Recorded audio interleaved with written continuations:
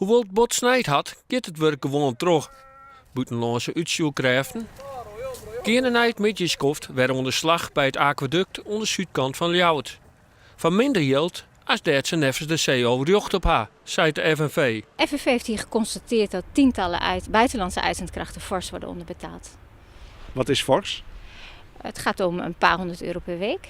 En op jaarbasis is dat minimaal €13.000 per uitzendkracht. Ook bij de oorlis van de centrale as constateert het FNV deze misstand. De provincie Friesland is opdrachtjouw voor beide projecten en zal nu een onderzoek beginnen.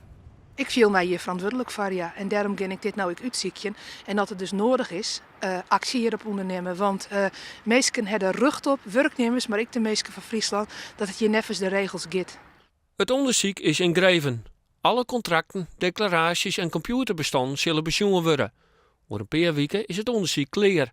Mocht blijken waan dat de buitenlanders onderbetalen worden, dan had dat viergaande gevolgen. Ik weet wel dat de provincie Friesland versteert dat de regels nooit komen worden. En dat dat net bad, dat daar dus acties en sancties op zitten.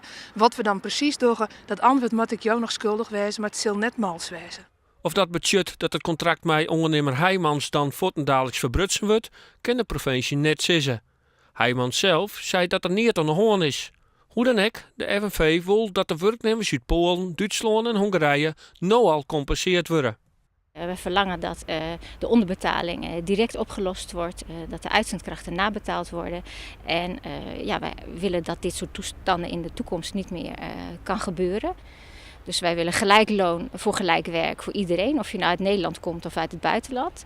En daar is nu geen sprake van. En daardoor leidt dat tot verdringing van werkzaamheden voor mensen uit de regio.